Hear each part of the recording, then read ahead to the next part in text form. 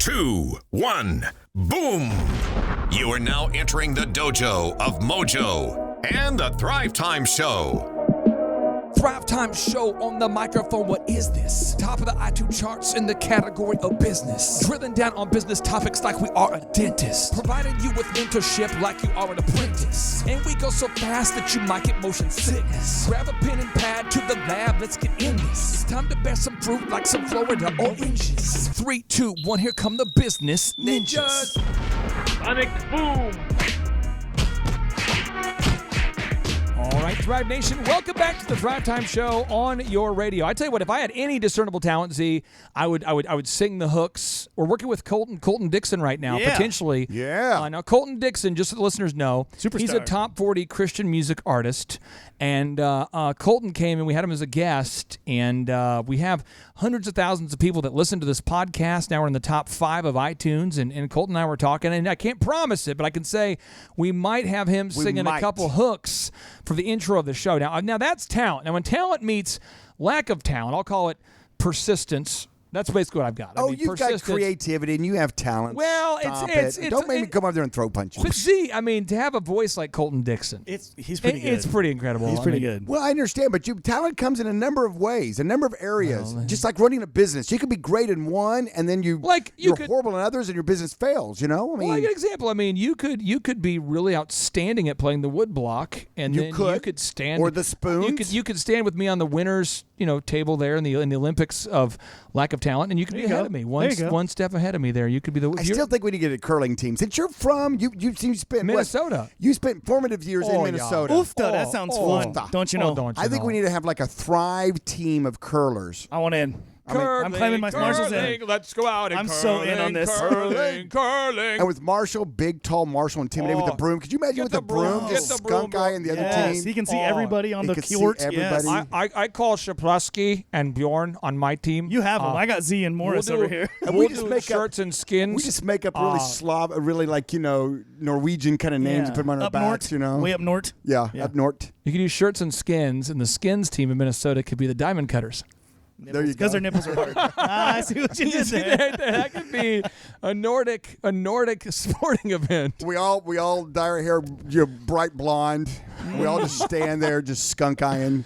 Okay, well, we had a Thriver that reached out to us. I'm excited about this. Well, we had a Thriver reach out to us who didn't ask a whole lot about our curling teaming, possible naming ideas. He wanted to know about how to grow his business. So, Chup, read the question from the Thriver. Tee up the whole scenario. Break it down. Okay, so this is he emailed in and he said, "Hi, I'm a current coaching client and I have a question for Clay and Z." Where's he emailing from? He is emailing from Florida. Wow, they have email in Florida. They've very swampy. Crossed the line. Gators. He says, in my industry, many consultants advise accountants, he's in accounting, to use value pricing for certain services that go beyond the traditional compliance work of tax returns, bookkeeping, etc. Pause. That part right there, I want to put on the show notes. I do agree with that portion so far. So I do believe if you're an accountant, or if you're an attorney, or if you're any business at all. So Wes Carter, you guys represent, everybody. You guys have worked with Joel Osteen, Craig Rochelle, T.D. Jakes, Joyce Meyer. Let's just go there first real quick. As a professional service provider, Z's a doctor, you're an attorney. Why do you want to go over and above right away, way beyond what's professional standards? Well, I think, first of all, when you're talking about value billing, you're talking about not just valuing your time, but valuing your expertise and the value that you bring to the situation. So how much money can I save you? How much effort can I save you? Not just how much time did I have to spend on this. The other thing, too, is I think you also value the future relationship and the years of that. So when we have someone walk in our door, Clay. Correct. And they're a patient. Right. And I can have them for 20 years. Oh, come on. I can have them for 20 years. You don't think I'm not going to give them a little bit of over deliver and a great deal? Think about this. There's the book called The Service Profit Chain, and it studied the most profitable companies in the world. And one of the companies they studied was Domino's. And Domino's has a lot of franchisees. And one of the franchisees is the most profitable one in the world. And they study this guy. And they're going, how are you the most profitable Domino's guy in the world? Because it's ridiculous how much more profitable he is. And Z, here are some of his policies he had. That was incredible. Lay it on me. He says, one, the first time he delivers a pizza, he's going to charge you half price. So he's going to show up for the pizza that you paid $15 for, and he's going to charge you like $7.50. Why does he do that on the first delivery? Z, why? He wants to hook them. It's called the hook, baby. And he says, hey, look, there's a lot of Domino's guys in New York City, but I would like for you to call me because I'm your guy. I'm the guy that really would like to your business long term. Second thing is if there's ever a dispute over the actual quality of the pizza, he always gives the benefit of the doubt to the consumer every time. Every time. That's just a policy. So 1 half off first time, benefit of the doubt. He puts a magnet on the fridge. Call me, ask for me specifically. I'm your guy. Because he knows the lifetime value, and he realizes New York. He sounds a little different than that, right? You got to get come on, give me your Domino's. Give me a little bit of New York. A little attitude. I'm your guy. I swear. I'm going to deliver you a freaking pizza for half off. Come on now. So pay me. I can't. I don't have a New Yorker. A New Yorker. I swear. Give me a freaking credit card. Give me a freaking charge you half. Put my freaking magnet on your freaking refrigerator. It's a freaking awesome deal. Okay, but anyway, so I'm saying this guy though understood that a customer's worth thousands of dollars to him if it's not a one and done transaction.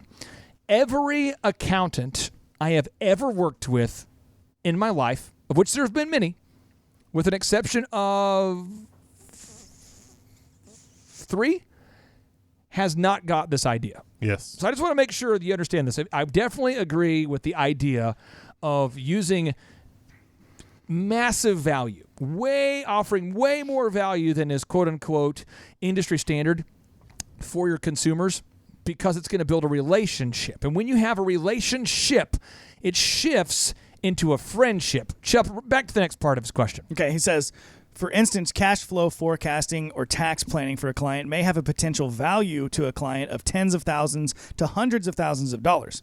From an ethical perspective, what is your opinion on charging more for a service based on the value you bring to that client versus having a set fee for that client?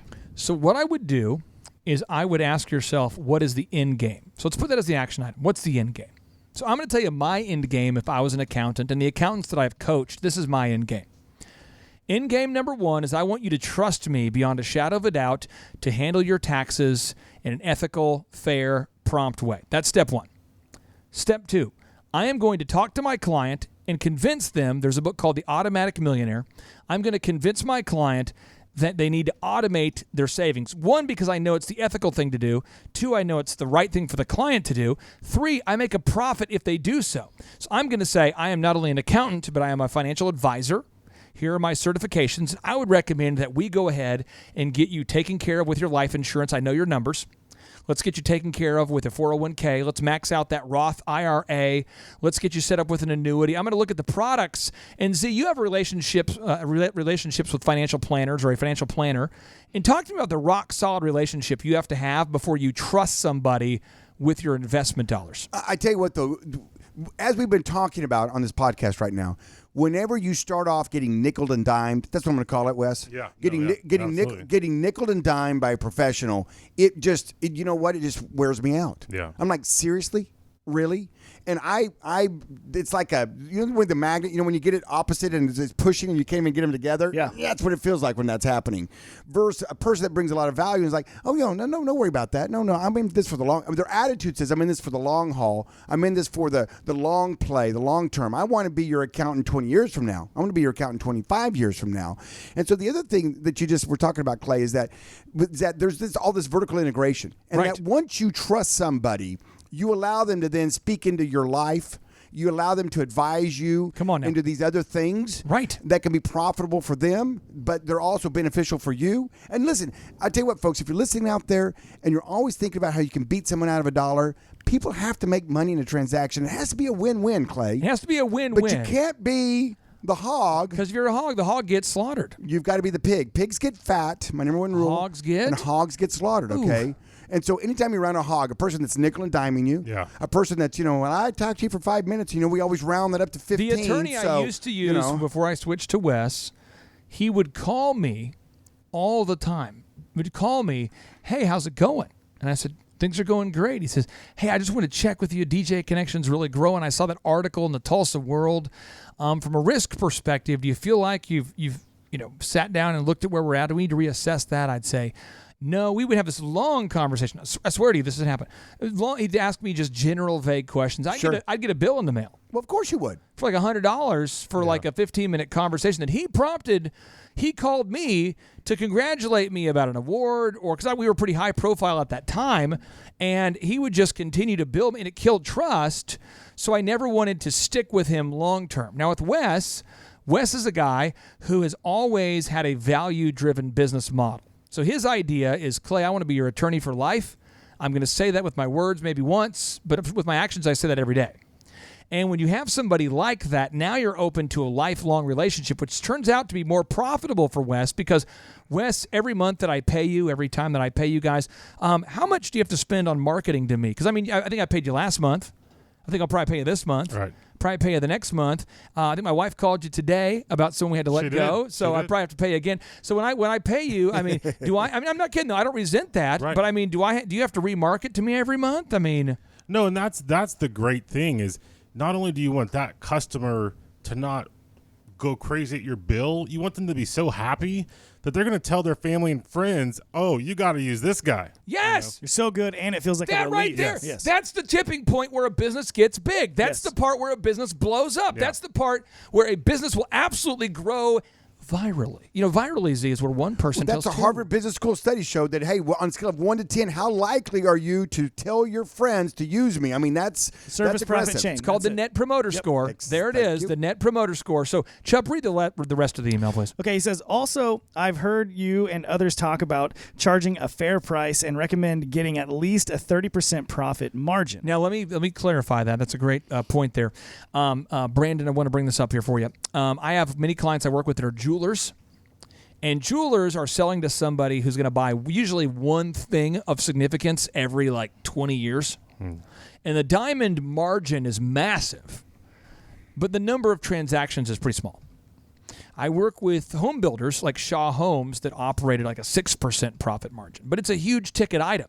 So what you have to do is, yes, apply what we're teaching you as far as the 30% margin. That's a good rule of thumb, 20 to 30%.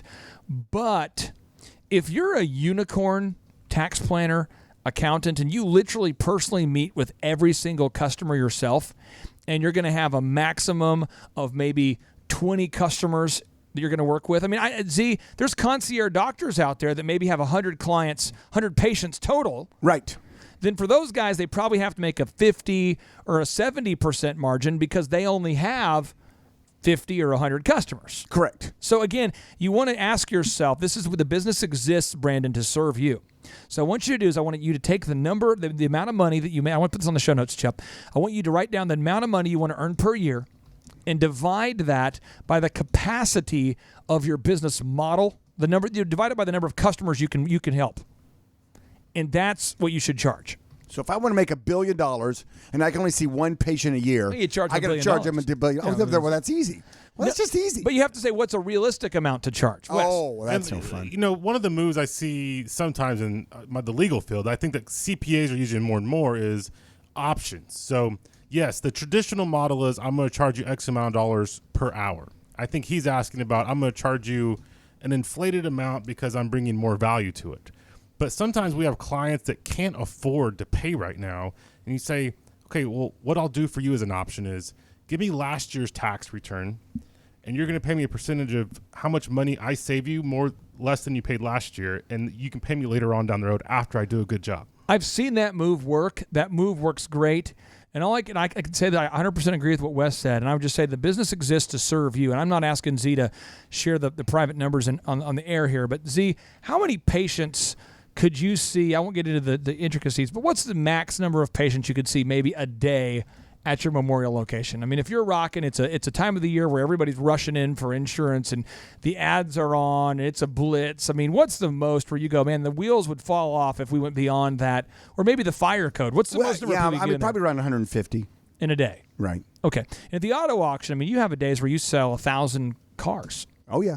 And so, I mean, could you sell 3,000 cars at that auto auction on a Friday? Not currently. Because you're out of space. Correct. So you have to figure out, okay, how much money do we make per car we sell, and times 1,000, and that's what you're going to keep.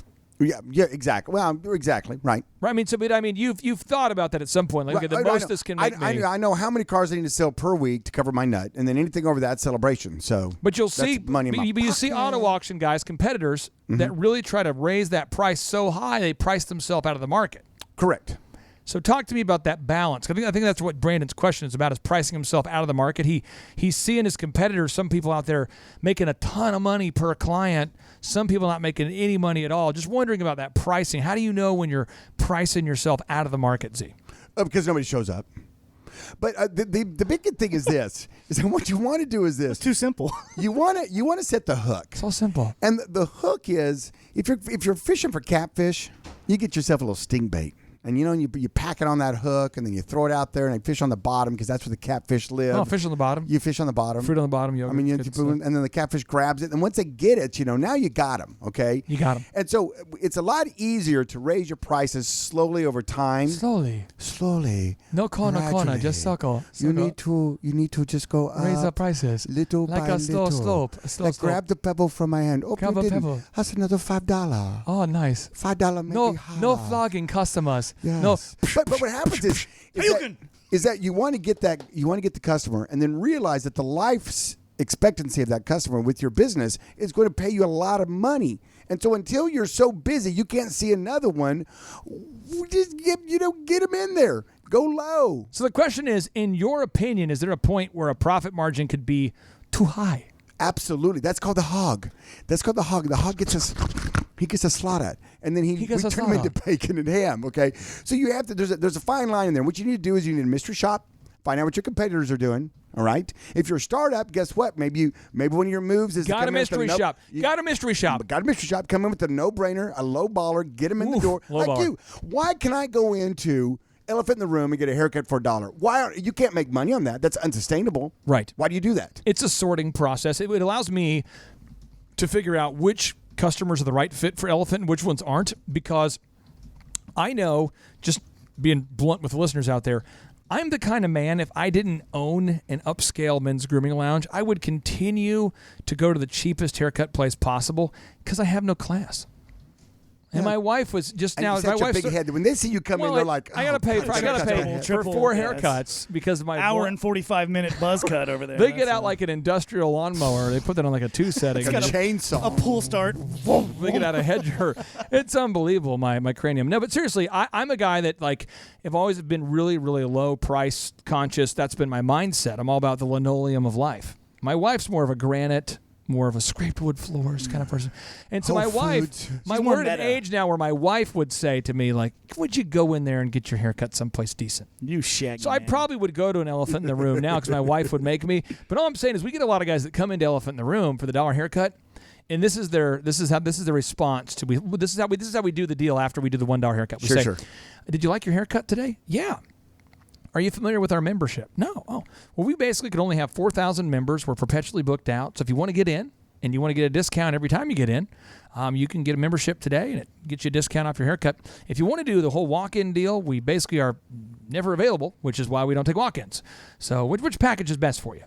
And the guy who responds like this, well, I'll tell you what, my God, that's four times more. It's like, you think about the $1 first time, what is it, like 40 times more? I mean, $42 the next haircut. Are you kidding me? I'll tell you what, I'll and then they start going on a rant about something about Kawita, and they post a Confederate flag on Facebook, and they start talking. Well, I'll tell you what, I got a mullet half off across the street. You know what I'm saying? I mean, that's not our fit, right? But the other half of the population that can usually, speak English well, can afford a toothbrush, people that, have a little bit of class, and I'm not quite in that caliber, they typically go, yeah, it makes sense. It's like $37, whatever.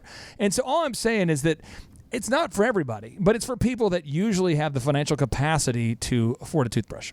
That's our niche, right? I'm just telling you. Have you seen? I don't know if you ever watched the cameras. They're hysterical. Some of the folks that will come in. We had a guy wearing those jerseys that you wear if you're trying out for a football team. Yeah.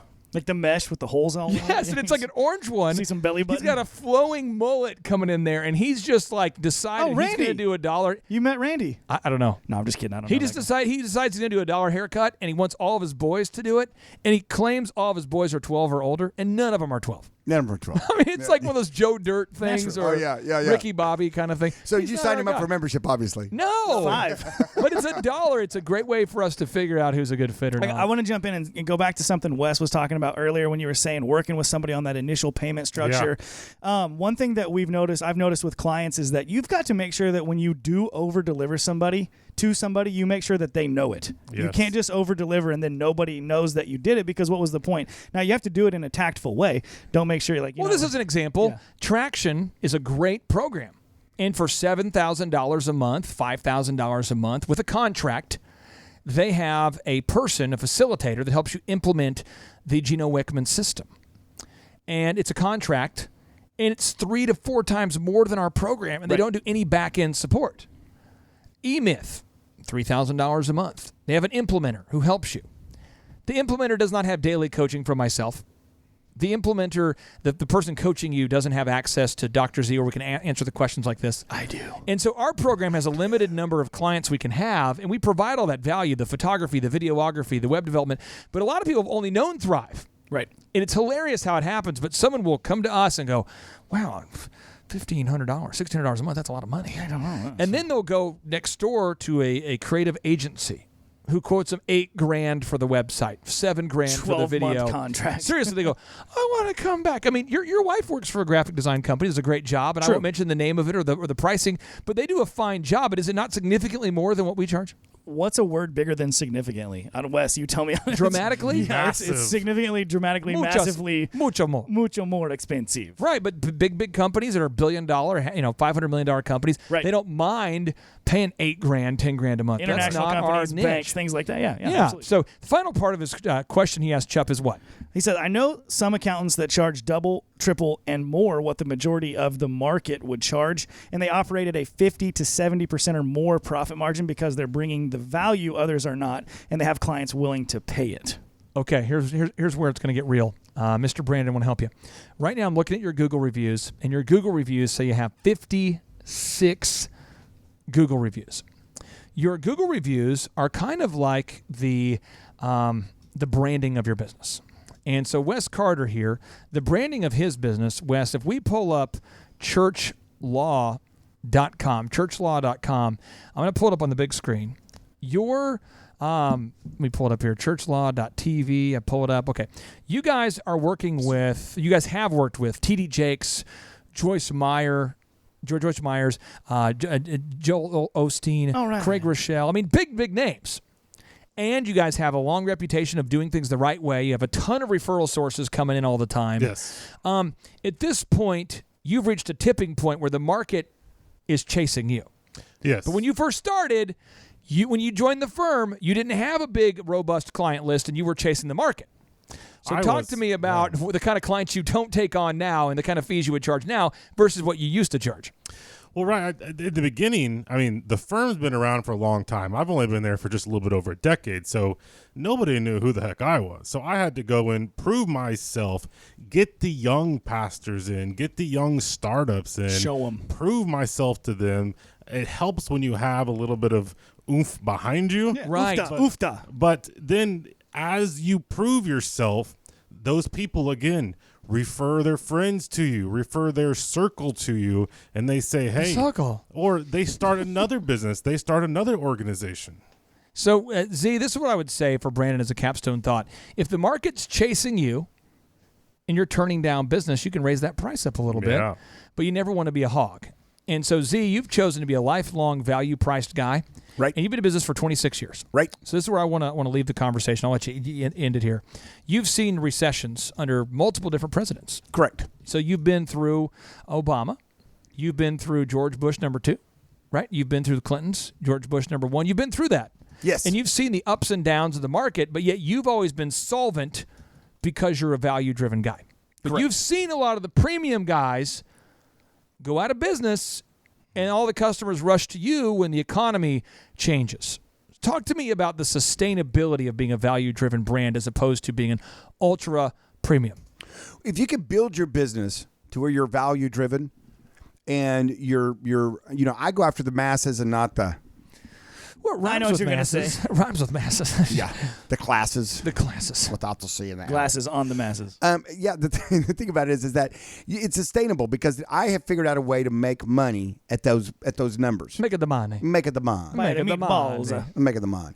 And my attitude was, hey, if we're so busy we can't get somebody else in, let's expand our hours. Hey, if we're so busy we can't get somebody in, let's hire another doctor. Oh, come on. Hey, now. if we're so busy we can't Preach get somebody in, let's build another building. I'll preach it. Hey, if you're so busy you can't get someone in, let's expand the business. Hey, you know what? We're open 7 days a week. Oh. We're open late night hours. Come on now. I got 8 doctors working for me. Oh, come on now. Grinding.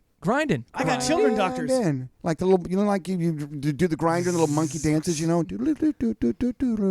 in the Box? That's it's one of those things. I did more of a Jack in the Box thing, didn't I? But here's the thing that you've got to do is that, your price as well as your average, that's just one of the things that dictate how busy you're going to be. The value that you bring and whatever price you put it on. If you're going for the ultra high end, you better bring the heat. Ultra high end. I mean, you better bring as they're waiting to get their eye exam, coffee. They're getting their foot massaged. I mean, you better, coffee. if you're going to be overhead music must be nice. Very nice. Very nice overhead music. Everybody gets hot tea. Handsome person at the front door. And a crumpet. Is a crumpet a thing? You cannot have Jabba Hutt at front door. But the thing about it is that if you're value priced and you also over deliver, you're going to be as busy as you want to be. And that's what we try to do. I got a question for you, Z, Sure. on that note. How important do you think it is for Brandon to look at his competition before he decides what his market is going to be? Very important. I mean, that's the name of the game. Spy. You got to spy. You got to go in there and mystery shop them. You got to know what their numbers are. You got to know what the market's playing right now. Right. Who's the busiest guy in town? Not in a vague way. You want to know exactly what they're charging. How you want to know to the penny? Dude, you used to have a sign up in your lobby that said the prices of the other guys. You were dirty. You were dirty. That was some sizzle. I mean, that's dirty. Across the street and buy the same thing, and here's what it's going to cost you. People come in and look at that. You were dirty. Oh, that is a move right there. That could have created some hate. Oh, yeah.